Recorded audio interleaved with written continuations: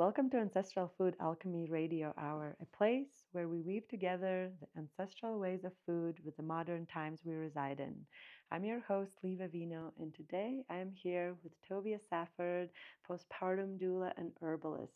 Thank you so much for welcoming us.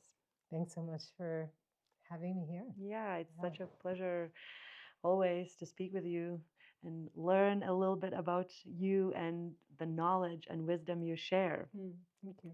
I have a couple friends who are fresh in postpartum right now, and I think there is never a better time than all the time to talk about the postpartum, because in this culture we wait and expect the moment of birth with such anticipation, and in reality the birth literally just happens and then it's over. Postpartum time is not even talked about so much, or the awareness not so much brought to that is what's going to happen. And even from my own experience, it kind of happened like that. All of a sudden I was there with the baby. Yeah. And what do we do now? And so you are one of those amazing humans who support the mother, and maybe you can tell how you yourself got into this, wanting to be on this path with postpartum mothers. And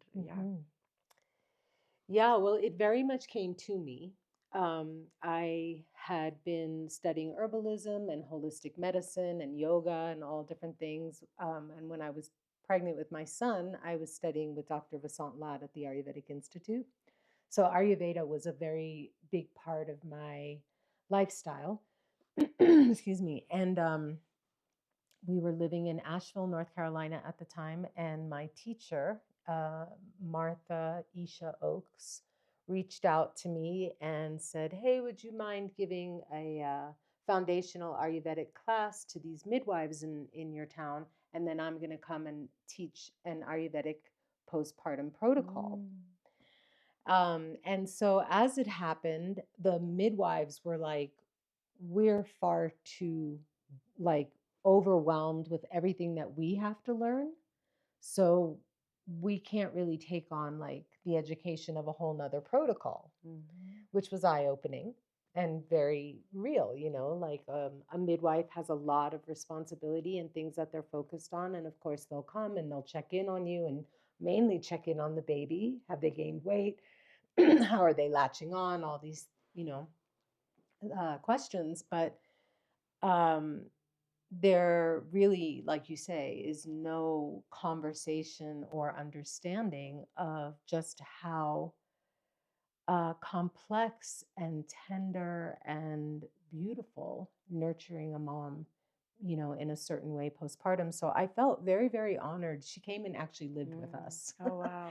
And we What a took care of blessing. each other. And I was 2 years postpartum at that point, and still reeling, honestly, still Right. really struggling with just all the hormone imbalances and how that was really affecting the way I was viewing my life and viewing my partnership, my marriage, all these things. Like I was so destabilized by it that I had a very hard time like finding my center and my bearings. So Isha came in and she did the protocols with me, and I got to heal. And then I got to experience the protocols with my second child, which was just completely life-changing. I would say, if I was to summarize what was life-changing, it was that instead of being depleted, I was given the resources to really nourish my family because I was really nourished. Wow. And I think what I frequently see is that when postpartum time is not honored, the woman's constantly having to pull resources that, where do you get them from when you yourself haven't been cared for? You're all teary-eyed. Yes. That brings so much emotions for me, because that is true. But I love how you say that you got that even where you're 2 years postpartum. Yes. It's true. Yeah. That's where I'm at now. And I also 2.5. And I do feel like, I had to step up for myself a lot and like be the nourisher of myself. But yeah. So I'd like to explain how Ayurveda views this because it's an intact medical system that's written 5,000 years and verbal for thousands of years before that. Dr. Lod would say it's a 10,000-year-old practice. Wow. So it's very time tested. Right. And while culturally it can be difficult to overlay, and there are, obviously cultures all around the world that have their own ways of very specifically taking care of women postpartum. Ayurveda, written in the Vedas, they talk about something called Kaya Kalpa, which means body time. And it's when a woman has her first menses, there's one Kaya Kalpa. Postpartum is a second Kaya Kalpa, and then menopause is the third. And they have very, very specific protocols for each of these times in a woman's life. So I feel incredibly honored that I was given that wisdom. And as a result, I feel very passionate about teaching it because it's just so wise in its understanding of what a woman needs. And what I'd say, can sometimes be challenging is that it is a very different culture, and so for people who are already living like a yogic and Ayurvedic lifestyle, it's very easy for them to slip into it. But when people have no exposure to that, there's sometimes a lot of education and even some pushback in how to bring that into your life. But there are some basic things, like they say it's a 42-day window in which mom should be treated like a queen. Always, I would Always. say. Yes, agreed. And but that she's as sensitive in many ways as her newborn baby. And one of those ways that she's very sensitive is in her digestion. So if you think about it, while you're pregnant, all the organs are getting smashed. Oh, And I then remember that. Yeah, and then you birth the baby and all the organs drop. Right. Like pretty much Like, immediately, yeah. right? And then not only that, the womb has been filled with the baby, which is an earth and water element in elemental medicine. And so when the baby comes out of the womb, the first thing to enter is air and ether, just like a balloon, right? So if we don't escort the air and ether out of the body, it creates symptoms that we very often say are normal. So the air and ether element, when it's dominant in the body, and it doesn't matter what the woman's constitution is, because this is a specific event that's happening and it's going to affect all women differently, even though they might express it differently. So if you think about the qualities of air and ether, there's a sense of being ungrounded. It's cold, it's dry, it's rough, it's erratic. These are all qualities of like the wind or the air, right? And so the Ayurvedic model is to take the opposite qualities in order to bring the vata down. There's so much wisdom in Ayurveda. It's really mind-blowing. And so like one of the things they'll say is when an element has become dominant in the body, it'll cause you to crave things that will make it more dominant. You have to work against that too in the body. So for instance, one of the best ways to counterbalance cold and dry, we could look at foods. And so cereal and crackers and chips and toast and things that crunch, cold salad, sprouts, all of these things are going to increase the air and ether. And so the opposite would be these foods that are warm, have a lot of flavors, like we use a lot of the chai spice, cinnamon, clove, cumin, coriander, fennel, fresh ginger, turmeric, pepper. Just not necessarily like onion, garlic, chili, because those are actually too fiery. And basically, they know that the quality of the mother's diet is going to affect the quality of the milk. And there's also what we know is that the baby's microbiome has not been fully formed. And it does take about 6 weeks for that to develop. And especially if the baby didn't get the opportunity to go through the birth canal, they don't get some of the microbiome necessity. So you're really pampering the mother's digestion until all of her, what they call Agni, which is her digestive fires, can come on board. If the fire is sort of sluggish, then the food has a hard time digesting. It's like if you're cooking something on the lowest flame for hours and it's just kind of sitting there not cooking, and if the fire is too hot, then it's going to burn up the nutrients. So all the digestive organs, they have their own fire and they all get wonky, even in somebody who's, healthy to begin with. So the foods are a lot about giving the digestion a break, like nothing that's difficult to digest, such as meat, and just very carefully nourishing those fires back. The other thing that's very beautiful about this is that if a woman has had digestive issues before she's become pregnant, this is an opportunity to bring that alignment back in. Yeah, opportunity for healing. For healing, because the body's so tender.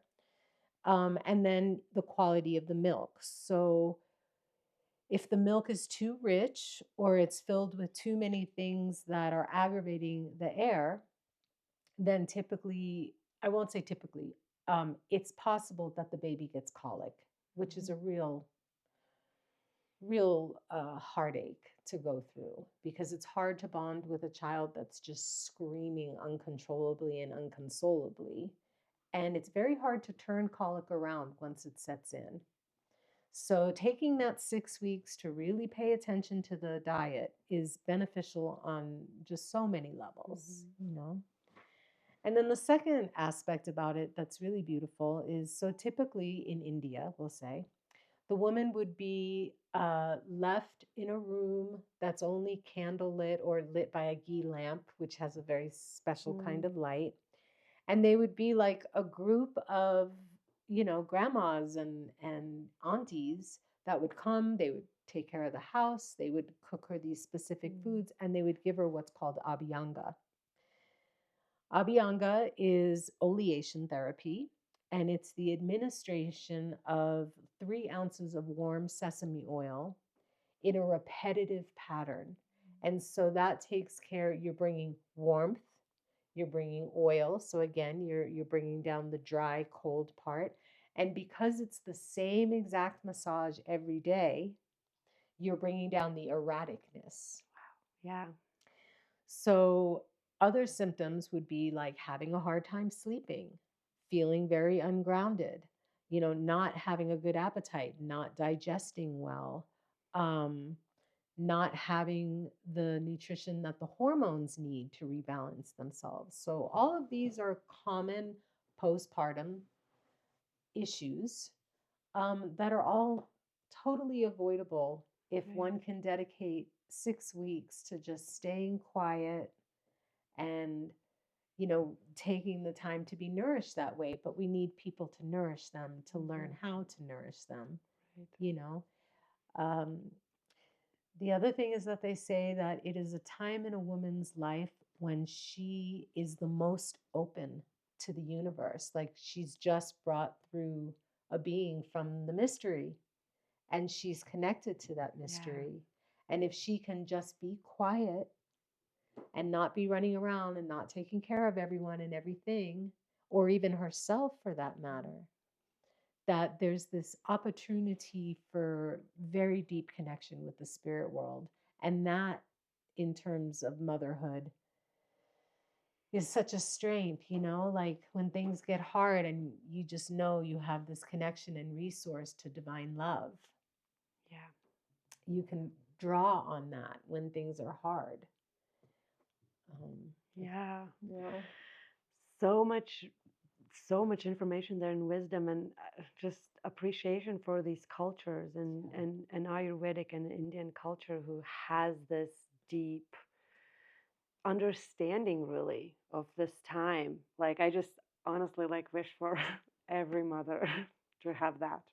Me Like, too. right, like, Yeah. um, Well, you'd have healthier families. right. And that's like a whole, like, it's like almost like in my mind, I just can see it all happen, why we are where we are in the Yeah. world today, and especially in this country and in the Yeah. Western world, especially, is because how many women can raise their hand to have received that? I know. Not that many, because we're No. not raising even our hands, right? Right.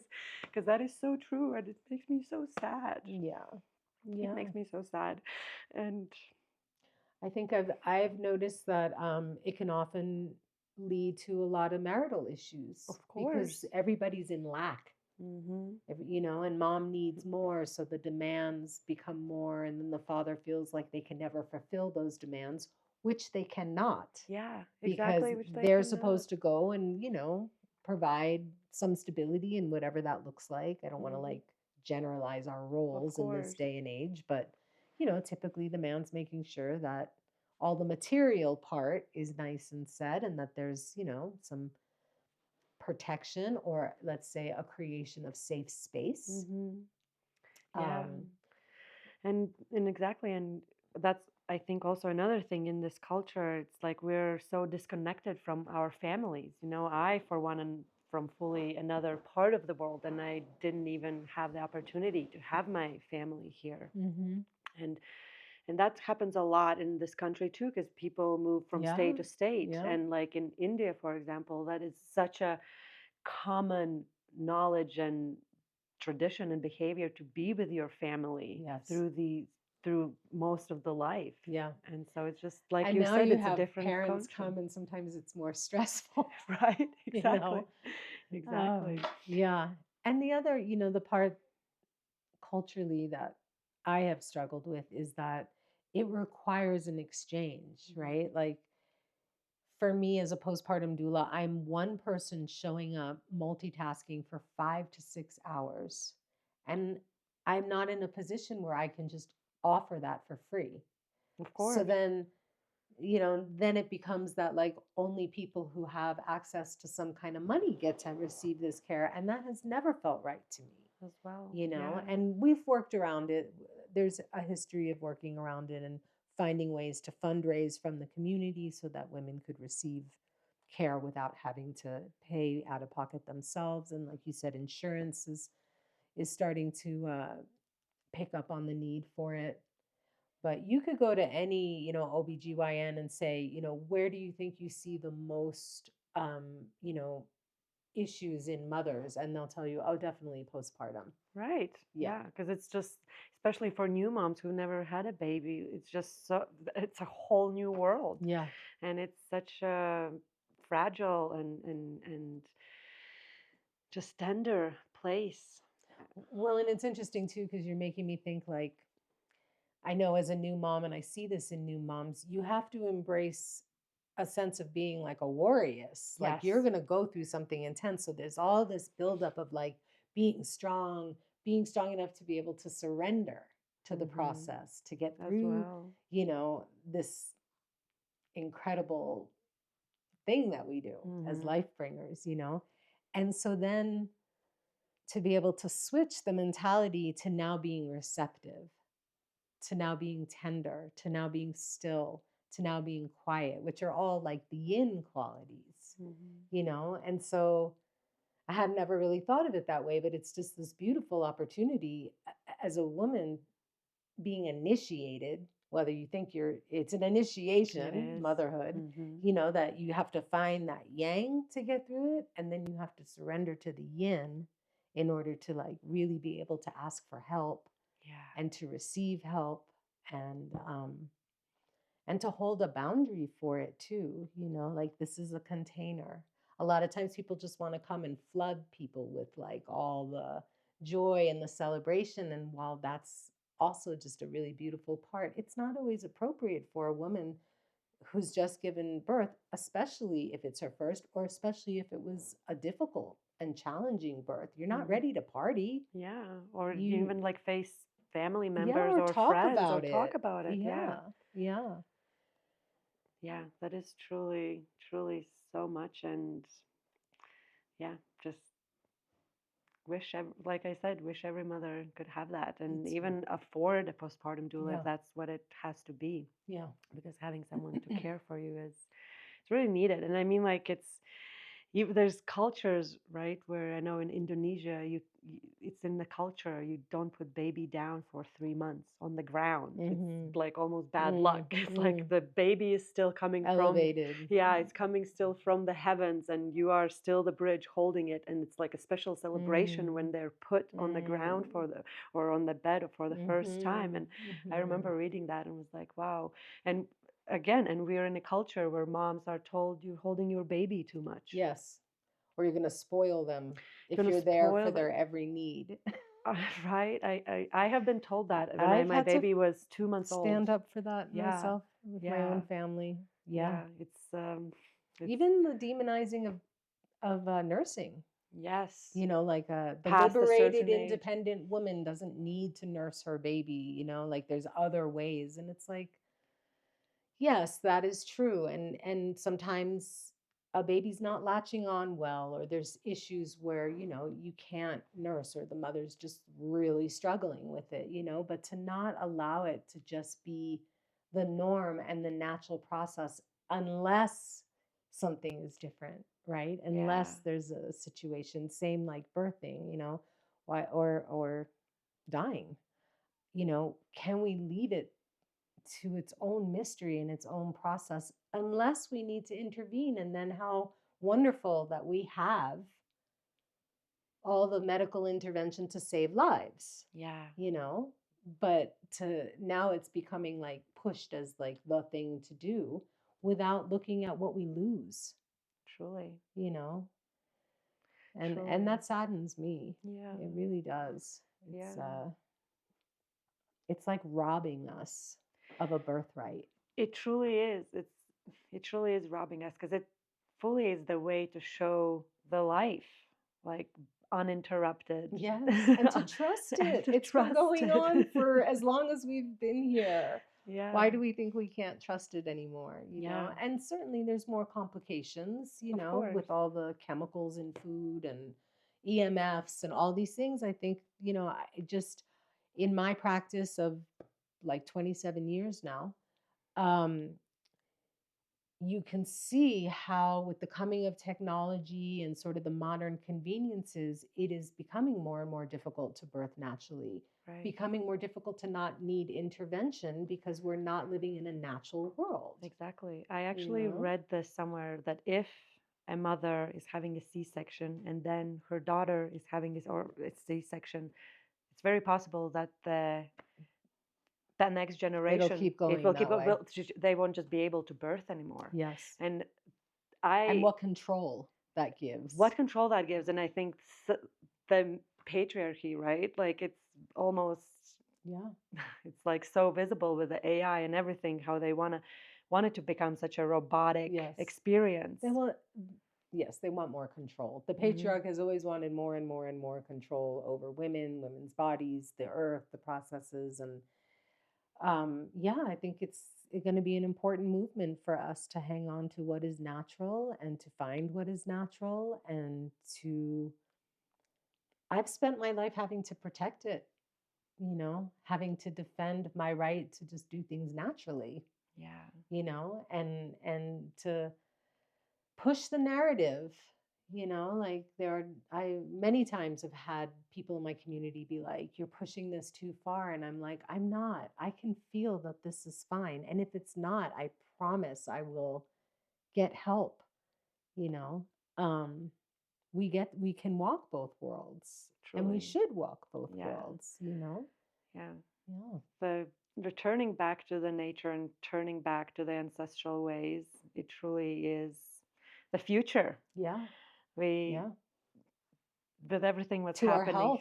to our health for one and our Yeah. health of our And our children. psyche, and yes, Yeah. yes.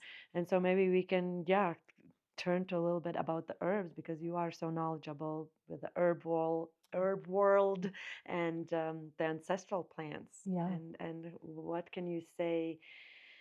Well, we already mentioned a lot of plants which are very and spices that are very nourishing to the young mothers, but maybe actually for today's world, what Yeah. the herb world is telling you what is needed. Mm. Well, what the plants have been telling me is that we need to be listening. Mhm. And the only way For to really one. listen is to get quiet. And that's been a very big message for me as an herbalist in the last, like 5 or 6 years. They were like, shh. Wow. um, um, so that's been a really profound integration for me, and one that I'm very passionate about bringing to other people, is to bring them into nature and to learn how to listen and to trust what they hear. Um, yeah, there's a lot I could say about it. First of all, wild food provides many, many things that we can't get anywhere else. For one, it has the potential of food sovereignty. You can nourish yourself without having to buy food in the grocery store. Now, granted, living in a climate like this, there isn't the kind of abundance that you might have like closer to the ocean. Um, but what comes with it is nutritional density.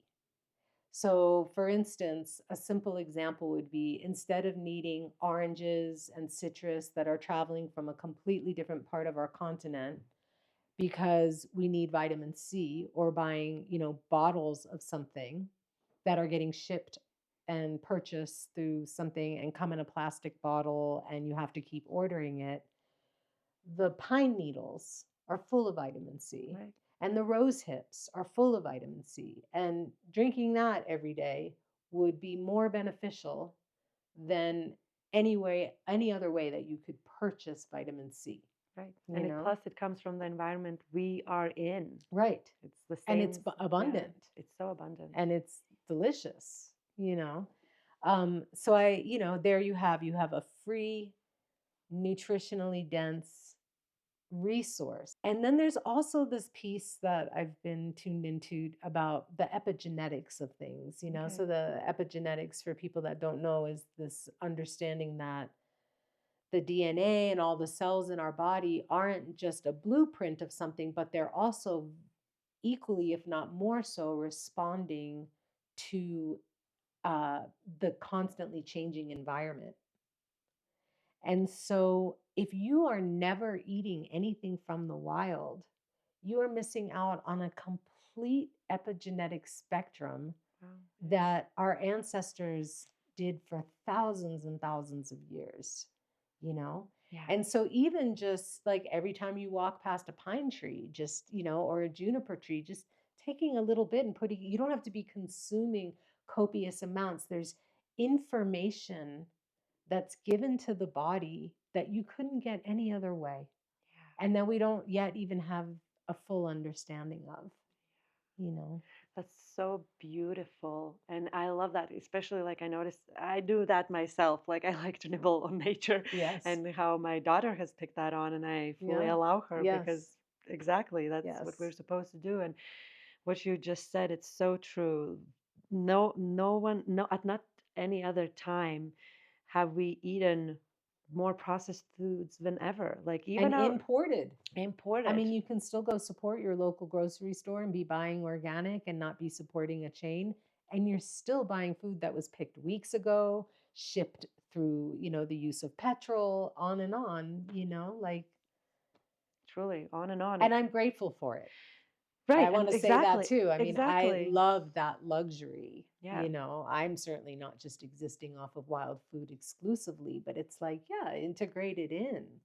Yeah, and knowing the limits and like that's such a way to look into being seasonal, looking Yeah. for seasonal foods and Yes. appreciating what is available. And in the Yes. times of winter where not much is growing, appreciaching what is. Yeah. I mean, the evergreens are evergreen. Exactly. They're And always sure, it might be more ideal to pick them in the spring, but they're still there.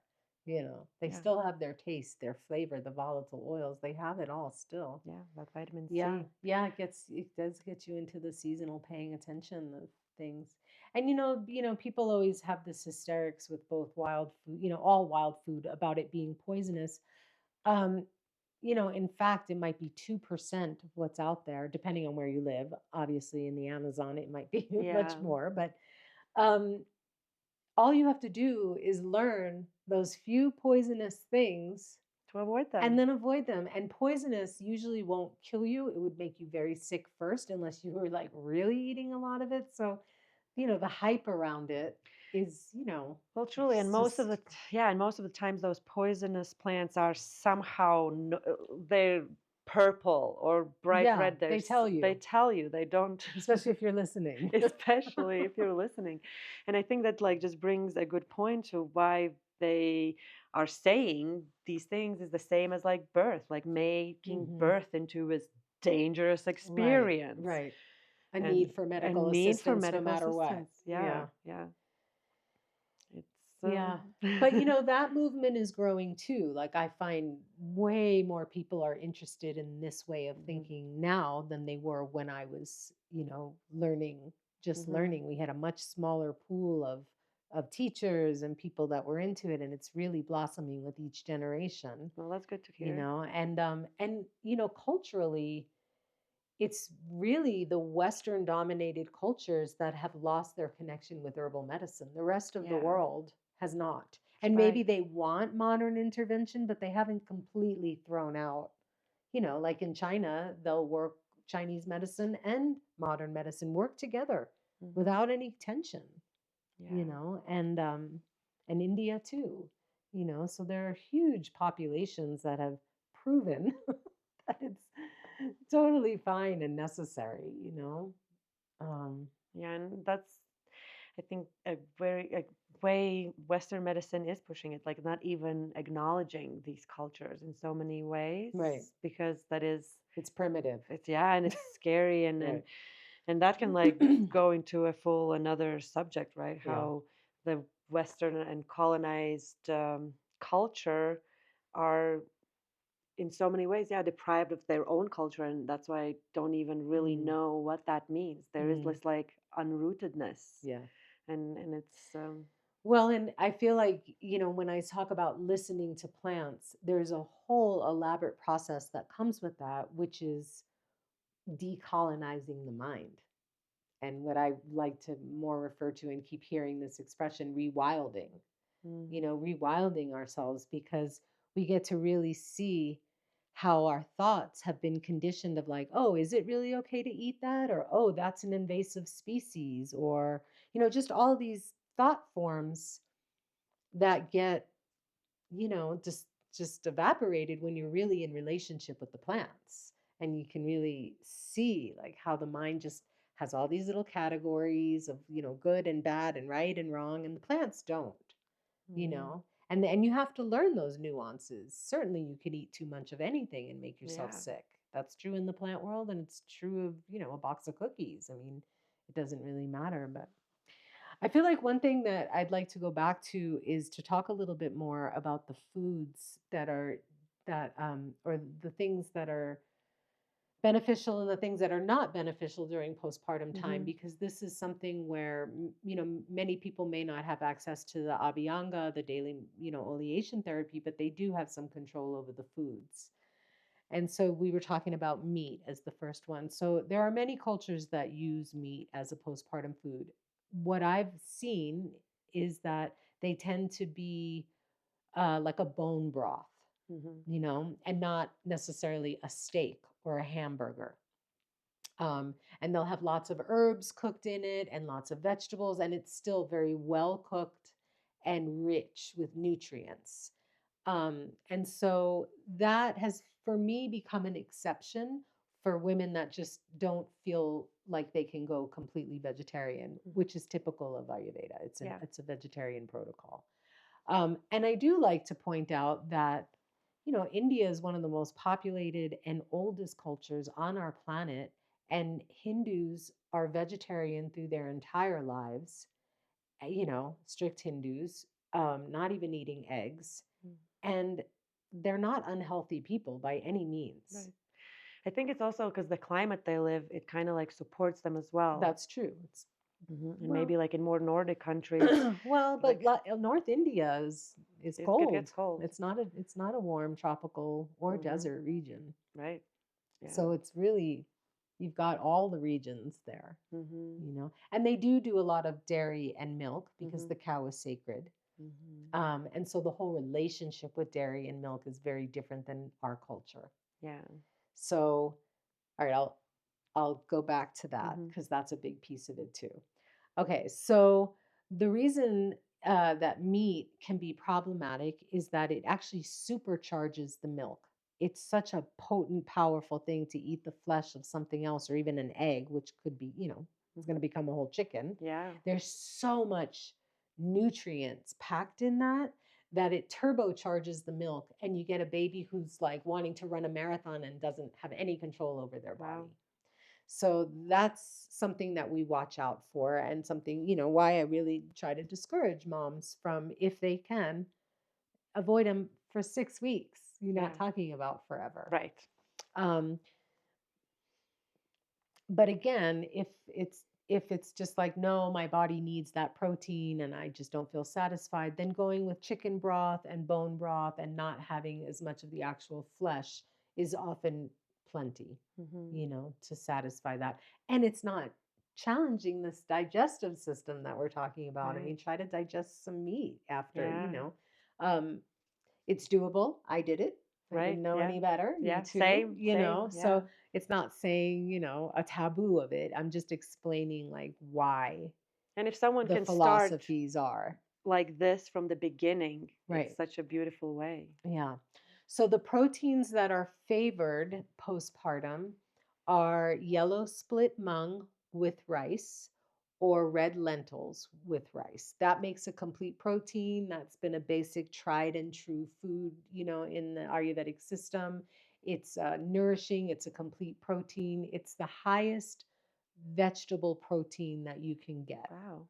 Now, people like to switch things up. Maybe you switch up the grains, but really just like white basmati rice with either yellow split mung or red lentils is Enough. basic. Yeah. It's also referred to as khichdi.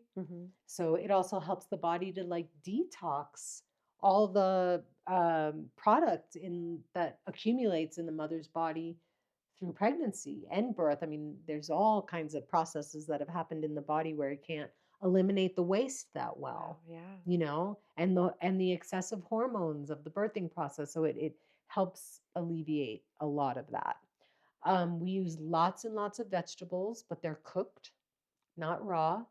Um, and just like in a Western model, we avoid things like onions and garlic and cabbage and broccoli and cauliflower because these are gas producing. And even in the regular, everyday, modern medical system, they very often will tell mothers to avoid those things, which is funny to me because then it's like, you don't want to acknowledge that the food has anything to do with the breast milk, and yet you're still saying at the very least no onions and garlic because it makes the baby gassy. I How think can you how can anybody with the intelligence to become a doctor not see how silly that is, truly, right? I think the fact that the doctors are not taught nutrition is Yeah. the most insane It thing. truly is. It truly is. I've heard there's a law in Oklahoma now that it's a part of Yeah, like 6 hours. well, hopefully not, Hopefully but like a more. real nutrition. But I feel Right. like at least that's some kind of start. Yeah. But truly, Yeah. like The acknowledgement that it matters yeah, is a start. like food for is sure. everything. It is. So in Ayurveda, food is medicine. Mhm. And in this protocol, I see it. Like I see it. I mean, a lot of times mothers don't want to give up eggs. Mhm. They're really craving the egg because it's something they eat all the time anyway. And you want to be comforted. And I'm not there to tell anybody what they should and shouldn't do.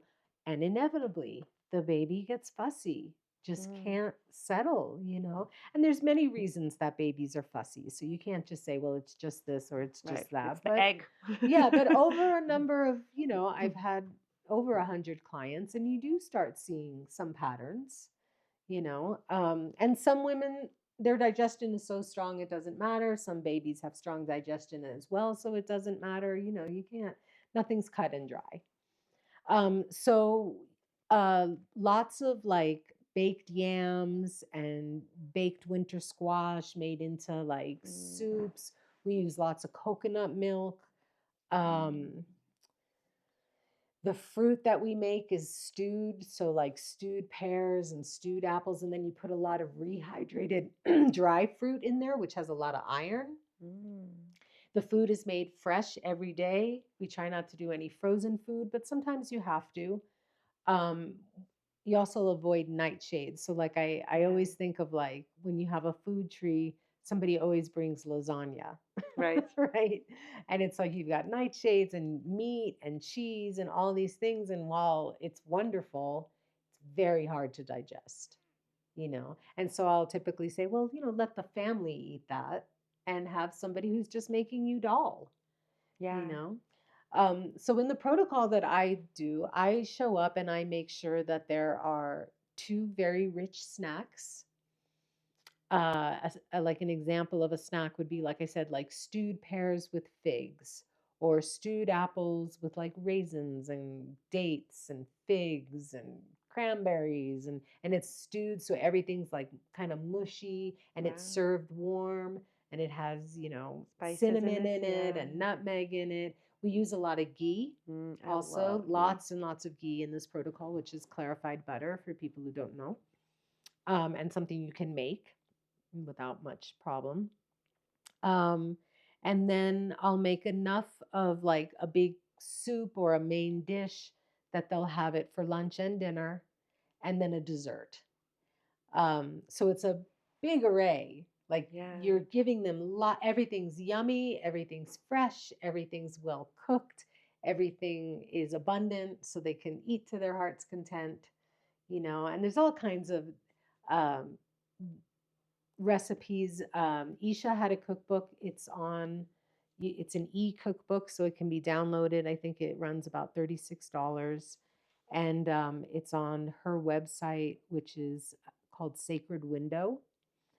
Isha has passed away many Mhm. years ago. And so I love that the tradition keeps on. She was trained at the Maharishi Institute Mhm. in Fairfield, Iowa, and I was her first rogue student, meaning I wasn't Wow. part of that Yeah. program. And she felt that it was a little elitist to only have it within that and not shared in the greater community. So she really seeded this into a greater community of people, you know, carrying on this tradition. So it's very easy to download the cookbook and, you know, make copies of the recipes and let your community, you know, have copies of it so that if they're going to do a food treat for somebody, they know what to bring. That can be really supportive. And it's hard. It's hard for women to say, well, not only am I asking for help, but I'm asking for help in this very specific way, or I'm asking you to cook something you've never cooked before. But I just say that's how we spread the information through our community. We do it to make it more normal Yeah. so that everybody knows, well, if I bring kitchery, that's going to go down well. Yeah. You know, look up a kitchery recipe. Yeah. No chilies, no onions, no garlic, you know, and or bake a squash, and you know, and so we avoid fermentation. We avoid the nightshades, the brassicas, which are the names for those certain uh, plants that I've already named. We avoid yeast and processed food, anything that's crunchy. Mm. They shouldn't be crunching anything. Um, Cold, frozen, caffeine, even cacao is a bit stimulating, Right. although, Like chocolate. yeah, Yeah. yeah, I mean, you can make something with cacao, like some good quality cacao, and have a little bit in it as a dessert or something, but in general, chocolates, because they're stimulating and it will stimulate the milk and Yeah. it will keep the baby up hours later, you know. Um, Let me think what else. Yeah. You know, you don't want super hot, spicy foods. Um, Yeah, that's pretty much the gist of it. And it doesn't all have to be Indian food. There Of are course. there are ways, there are all different things that can be made and bought that are, you know, still delicious, and it's all delicious. Truly. Often I find that the people that do the protocol continue to eat that way. And maybe not always, but they'll see like if the family is starting to get sick, they'll just go back to a pot of khichdi for a couple days and everybody kind of balances out again, you know? Right. Yeah. It's food is medicine. It It's is really, it medicine. is. Yeah. And what were you saying about the dairy, the importance of Okay, dairy? so here in the United States, not only do we pasteurize dairy, which is fine, that simply means cooking it to a temperature where you kill the bacteria, but what we do is we homogenize dairy. And the homogenization process breaks down the cell wall. And when you break down the cell wall, it can leak into other parts of the gut.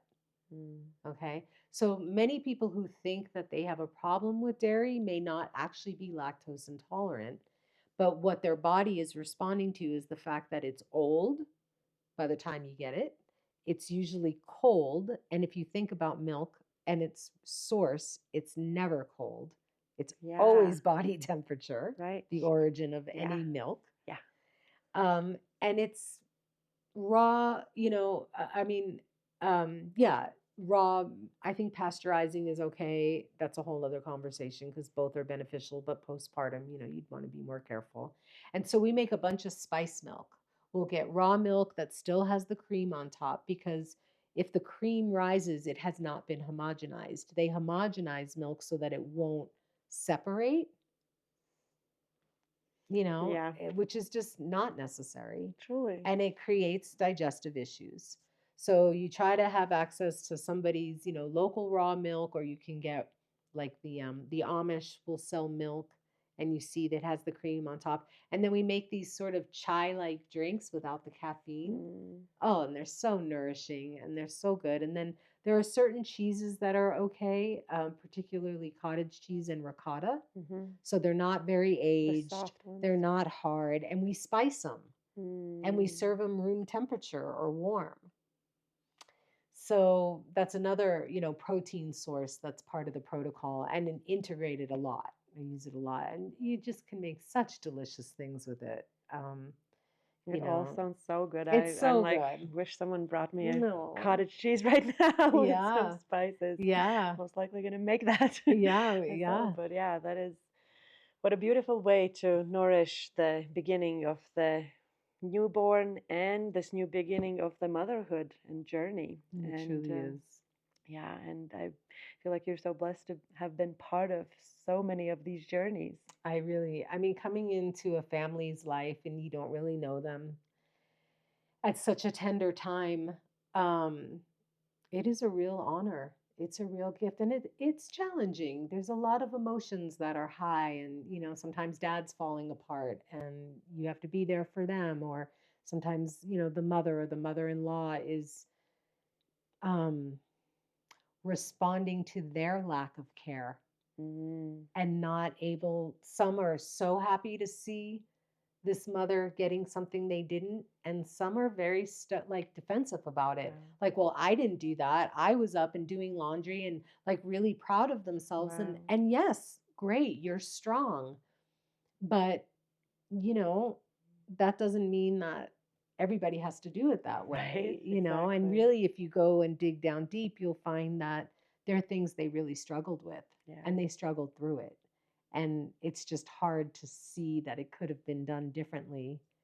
And so, there's a lot of counseling and supporting and even protecting of the mother. Like, no, we're not going to give them that food, or we're not going to have visitors all day long. Yeah. People can stay for like a half hour and you can have one visitor a day, Right. and you just start setting like healthy boundaries.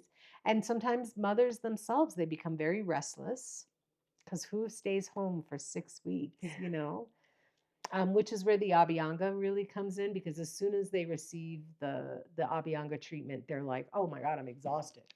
Wow. Yeah. And it's like they kinda think sinks it they in. were, because Vata wants to move, it wants to go show off the baby and see the Yeah. community and all of that. But as soon as they get like Abhyanga and a nice nourishing meal, they're just like, I don't need anything. Can everyone just leave the room? And you're like, Right. yes, Yeah. exactly. Yeah. So postpartum doula truly wears multiple hats. Yeah. It's not just one hat. Yeah. And yeah. And I advocate doing it as a team because of that. Mhm. I really, with my students, have just been like, find somebody where one person cooks and cleans and one person gives the abhyanga and, Mm-hmm. helps with some more details. Yeah, so they can come in as a family. Yeah, Yeah. right. We also have herbal blends. There are 4 herbal blends that are made. 2 of them are too complicated to get into here, and they're very different from any of the other traditions of herbalism that I've experienced. They're a mix of, nuts and coconut and spices and herbs, and they eat them, and they're delicious. But the other 2 are quite simple. One of them is fennel and fenugreek, Mm. and it's made into a very, very dilute tea, and it helps with gas, and it also increases the breast milk. And then the other one is an Ayurvedic herb called Dashmula, which means 10 roots, and it's a very ancient formula. And we take that in a specific way to balance out the hormones. And then uh, we make fresh these batches of, we've come to call them crunchies. We have a sweet crunchy and a savory crunchy, and the student, the postpartum doulas will make a batch of that, a 6-week batch, and mama eats it with her meals, and they're really delicious and very fun to learn how to make because they're, like I say, it's a whole different form of herbalism. A lot of dry roasting and hydrating and then dehydrating, and so that it's all very digestible, and it's really fun. Wow. And are you doing, I know you do a lot of classes and teaching, so are you doing any, offering any classes, teaching here in Taos at the moment? Yeah, I'm very bad at business, and so what has typically shown itself to me is that a period of time will come where I've had enough people tell me they're interested. I like to have usually about 5 students minimal, but sometimes we go bigger. And they'll say I'm interested, and then we'll figure out a time that works for everybody, which is always challenging. And then we'll start a series of classes. And so every time the series of classes is slightly different based on people's needs, and I'm okay with that. Um, and then what we do is we do a food potluck from the recipe book. So every time we meet to do the abhyanga, we get to eat a meal that's made of all the foods that you would be serving, and you get an idea of what you like and That's a don't great like way. without having to do it all your own. Yeah, that's a And then great we're way all to do it. nourishing ourselves while we're learning something that can be pretty intensive. The abhyanga takes about 60 to 80 hours to learn. Mm-hmm. And so I keep trying different formulas of how to make that doable for people. Yeah, that would be such a great skill to It is. uptake. And not only that, I've learned too that these protocols are really good for menopause. Mm-hmm. And so if somebody is not feeling called to like the doula work, which is a whole calling of its own, like being a midwife, working with elderly people and feeding, if they're willing, because, we all get very set in our ways as we get older, but to be given some nourishing foods, but to receive the oleation therapy is so, so beneficial. They sleep better. They're not as anxious, they can, they're not dried out. I'm kind of moving more in that direction Mm-hmm. where I like working with the With elders. elders. Yeah, but passing the torch, Yeah, like and further passing the torch. down the line, and what a beautiful way to a next like group of people who to serve to. Yeah. And Yeah. so, if you could give 3 or even just one kind of like suggestion to a postpartum mom who's listening, what to do to uplift her time now. I think, like you said, all of those. It's like rewind and Well, listen to all of these. But if it was like just one, yeah, what's coming to mind, and I think it's the hardest thing, is ask for help and receive. mm, I think we become very stoic, and we have to if mm-hmm, when we don't have support. And there's always got to, there's always one person in your life. Maybe it is like just the partner or the best friend, or their mom, or dad, whatever. Like, ask for the help, acknowledge that it would be useful, mm-hmm, and let yourself receive it in whatever way you can to, and to just plan as much quiet time as possible. that newborn phase is so precious, and it goes in the blink of an eye, truly not even, I does. mean, seconds Yeah. in their life, and it's gone. So just sit there and stare at them. Yeah. Even if they're screaming, Right. just be there with them, and see what can be Yeah, what can be found in soaked that up. bond in that Yeah. time. Yeah. Wow, how beautiful. And if Yeah. people want to find you, how can they look you up? And if someone wants to have you as postpartum doula, I know you're not so much into this work anymore, but Well, I'm getting tired, but mm-hmm. I do take on clients here and there. And I also have students that I would like to be able to come and do more like hands-on apprenticing. Um, I have a website called lamadrestable.com, LAMADRES table. Mm-hmm. And I'm always changing the website because every year I get inspired to do different things, but there's a whole part on the postpartum there, and there's a way to get in touch with me. The other thing that I'm, as I said, more passionate about these days is taking spring, summer, and fall to bring people back to their connection with the earth, with the plants, and with the elementals, to really somatically start to understand and feel how the elements are part of us and what their dance is, and to work with them ritualistically, not in anybody else's ritual, in your own, like being with the water, being with the fire, being with the breath, being with the plants, being on the earth, Yeah. sleeping on the earth, barefoot on the earth, eating from the earth. Yeah, going wild foraging. Yeah, so I have different summer programs that I do immersions of that with. And Yeah, yeah, great. That's what a great offering. And thank you. yeah, if there's anything else you want to say to the listeners before we. Well, I'm just really glad you're doing this. I Me mean, too. it's just the more people that understand, what's available and how important it is, and how so much of it really is accessible. It's not out of reach. And the benefits are just, I think we have a way of thinking that everything's all or nothing, and it's really not. Like I say, you could just find one plant that grows around you that isn't poisonous, and just be tasting it, and you're adding a whole new layer of connection to your body through it. Like it's not all or nothing, or like maybe you can't afford an entire 42 days of postpartum care, but you can just eat khichdi, Right. and have your family, bringing you foods that don't have the things in it that cause problems. They don't have to be Indian food, or maybe you just take 6 weeks to like be quiet if you can, or what, what I mean? There's just, to take any little piece of it is better than nothing, and so I would say that. And yeah, I love that you're doing this, and um, just reminding the collective that ancestral food is not it's not in the ancestry. Yeah, It's it's in right the here. now. We have them And available we need now. it. It will tell us how to adapt to the changing times. Yeah. And it'll tell us how to take care of ourselves and each other better. And really, like, that, to build resilience, I can't think of anything better. Oh, Yeah. wow. So thank you.